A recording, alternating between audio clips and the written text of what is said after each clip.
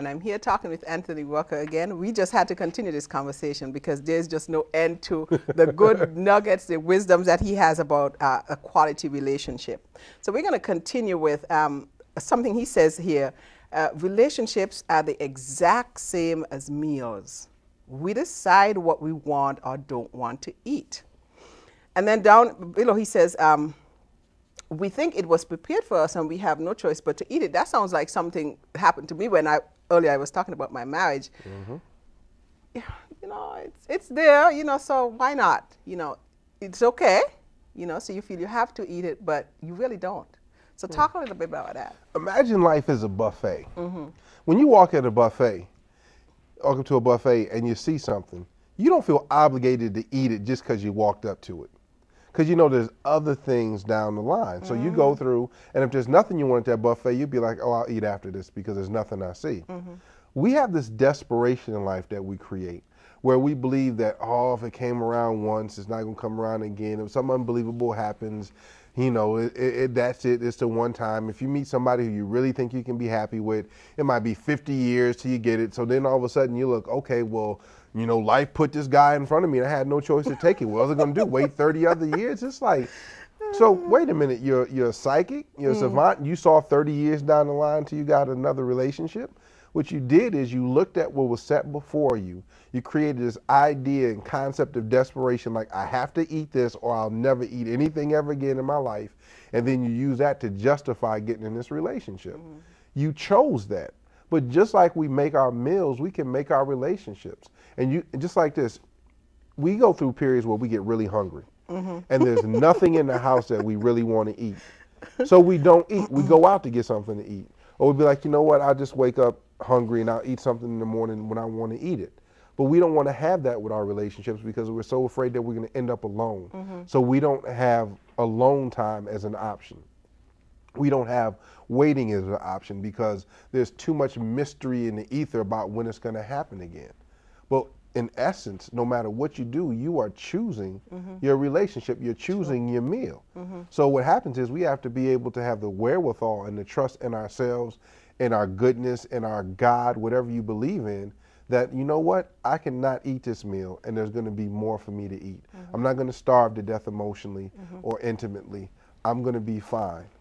But you have to do that because if you don't, then you are basically letting life choose your meals. You're walking up to the buffet, and the first thing you walk up to, you have to eat because you feel obligated because there's no saying that food at the end of the buffet is going to be there when you get there.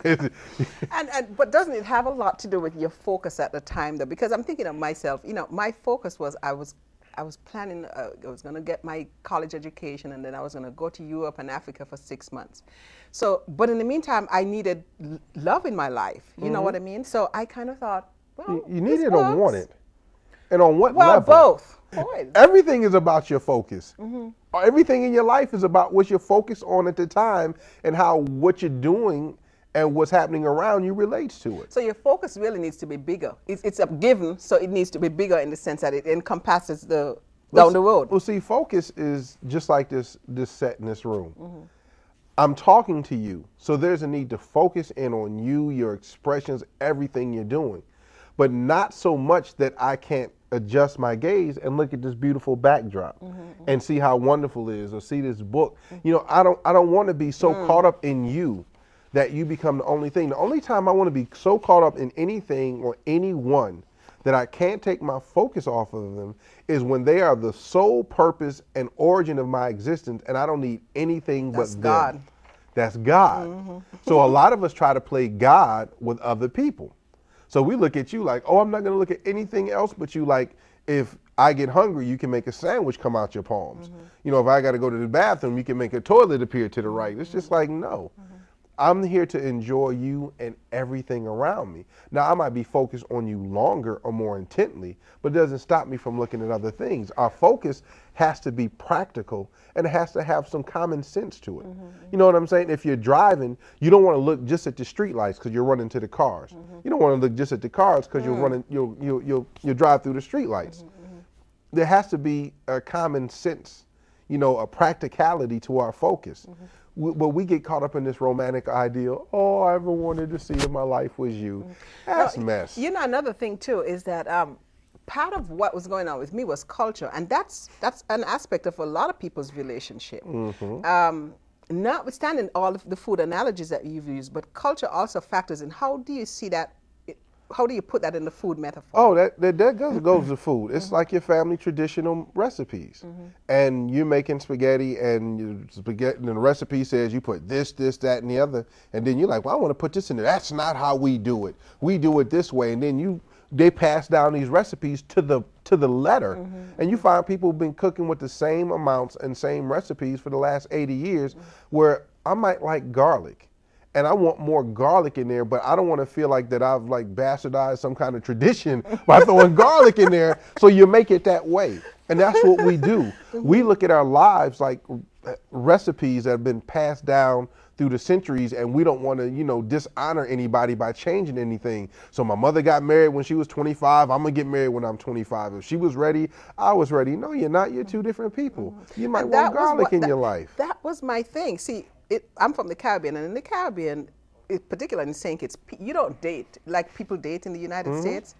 You have a boyfriend, okay? So there's no possibility of you having this person and then that one over there. Well, we just go to dinner. That doesn't happen. And that's like the example you just gave.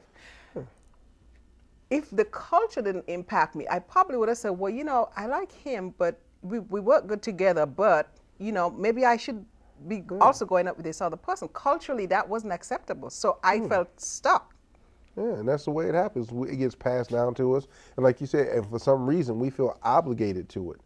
And we act on it. So, and that's what we get stuck in. But it's all smoke and mirrors. it's all smoke and mirrors. Oh my goodness, this is interesting.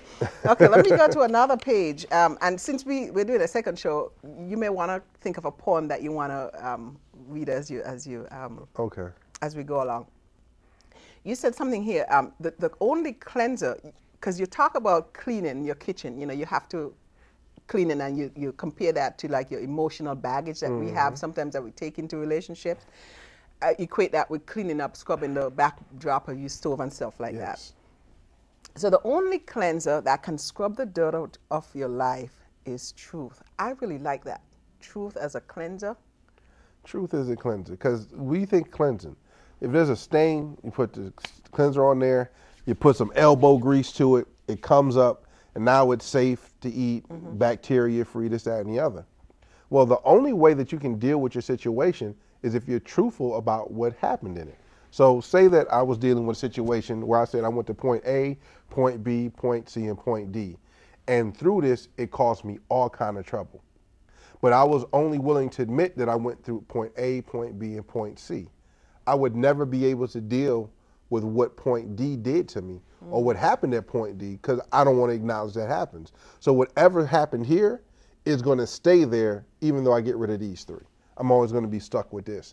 So the truth is the only thing that can cleanse our lives, because the truth is the only thing that's going to get us to deal with everything that brought us to this point, that made us who we are, and then we can use that to not get rid of our past, because it's not about getting rid of the past. Like when you get rid of the stain, it just soaks up into the sponge. It's just changing the position of it. So what you want all the dirt and baggage from your life to go from something that's present in your psyche to something that you remembered, to an experience that you understand, that you moved on from. So what happens is the truth allows us the elbow grease, and the strength to get that out. So in other words, say that we had an issue. We were together, we had an issue. Without the truth, you'd be like, he left me. I'd be like, she left me. The truth would be, well, I was there for him, but I was never present. And I was never really dealing with him as a human being. And I could say, you know what? Well, I was with her, but I never was affectionate or loved her or showed any kind of intimacy toward her other than the physical. And even when I was there, I was not mentally there. And both of us created this chasm between us that became unbridgeable, either because we didn't want to bridge it or because, it was unbridgeable by our capabilities at the time, and we left. But see, without the truth, without me admitting where I was in a relationship and you were in a relationship, all we get is, well, she ain't no good, he ain't no good, we left each other.